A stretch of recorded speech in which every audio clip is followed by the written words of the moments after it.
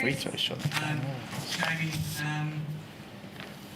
you've waited a long time to be a head coach in the league. Obviously, with everything that you've been through, and first of all, condolences for your mother-in-law. I mean, everything that's happened over the past week, this was hardly how you imagined making your head coaching debut, but I'm sure you're not going to forget it anytime soon. No, I definitely know where I was, what I was doing. With my first game as a head coach, there's no doubt about that. The date won't escape me because of the situation. But yeah, having said that, we came in here to win a game, and we just couldn't quite to get that done. You must be proud that the group gave themselves a chance, though. They're playing against a good team, and with a minute to go, the game was on the line. So you probably didn't execute how you hoped down the stretch, but you gave yourselves a chance. 100%. I think you would have seen that across many games this year. We have a certain resilience and fight in us, and belief, that we can be a very good team.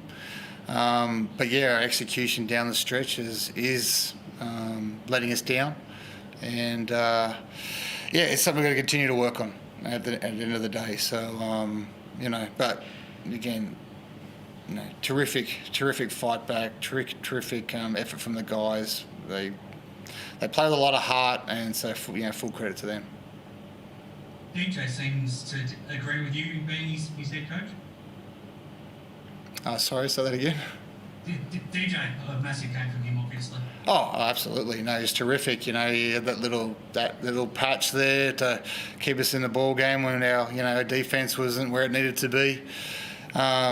Hitting all those triples and just generally as well. The thing that's really impressed me about DJ, on top of the statistical side of things, is he's really driving the club. He's communicating what he sees. He's really becoming a coach on the floor, which is a full credit to him, and adding to the reason why we do believe we can be a very good team. And tonight, he put up great numbers to go on top of that.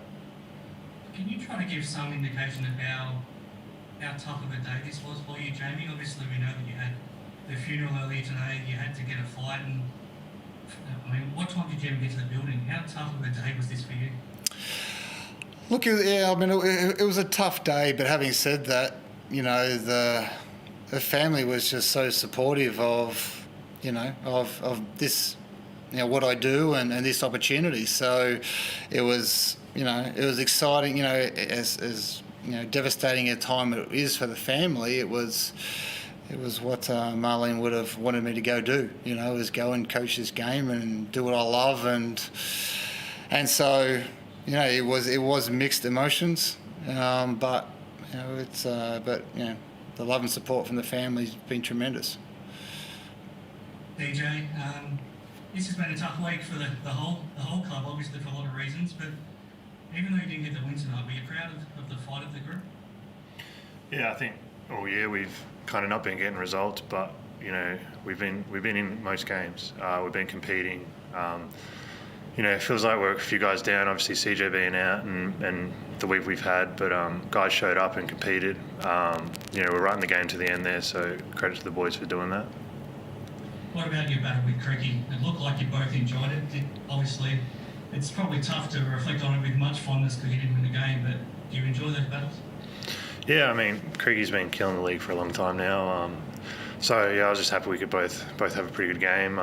He's tough out there. He does a bit of everything for him, and he's really the head of the snake. So, we're trying to take some stuff away from him, but to his credit, he had a really good game. So, unfortunately, we couldn't get the win.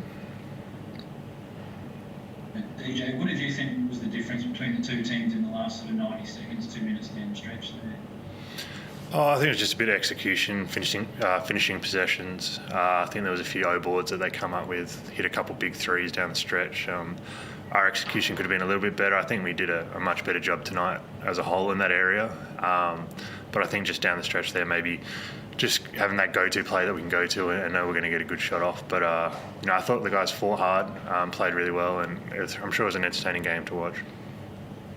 And Jamie, what's the diagnosis on Cam Best at the moment? What would he do to himself?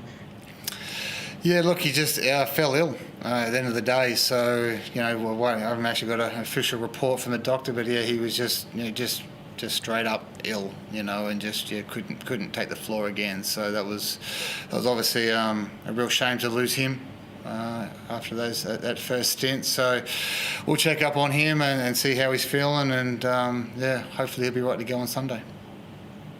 And in terms of, not your decision, but I'm sure you're part of it. In terms of we're talking about the third import. Do you know if we've got any sort of news on that, or how we're looking in that regard?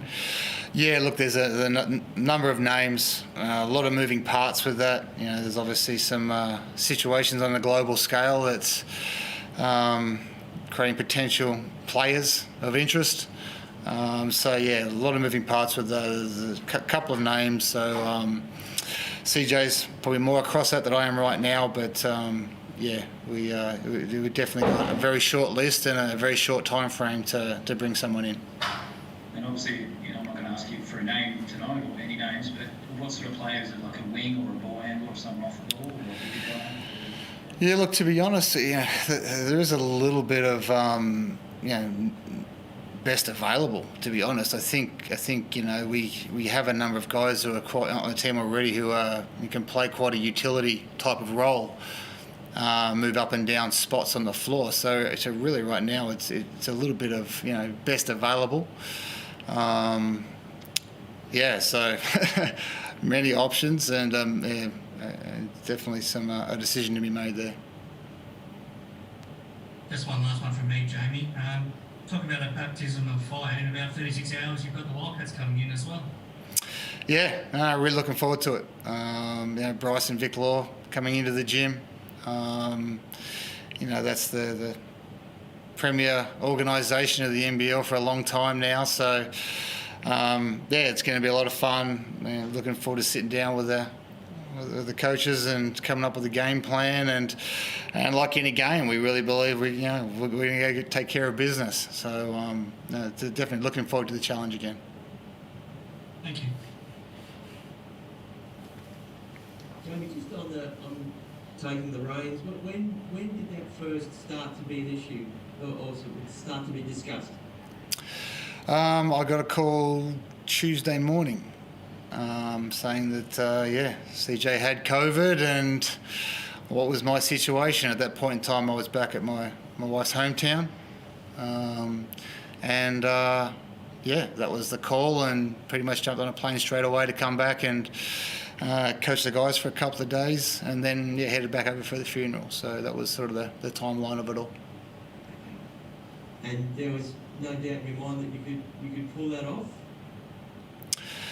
I didn't know that was going to happen, to be honest, but the club was just so supportive and made it happen. It was just I can't be more appreciative and say more positive things about this ball club. And CJ's brought in a family first mentality to this group, and I just thank Grant Kelly for everything he's done for me over this, especially this last week. There's this tough time. So, but really 100% standing by family first. That's the most important thing. And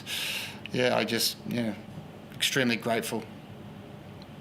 And just to clarify the details, you caught a charter flight from Sydney and arrived home when? I landed at, I think it was 3:45. Wow, that's a heck of a day. Yeah. No worries. That's all for me. I'll let you go. Thank you. Thank you, guys. Thank you.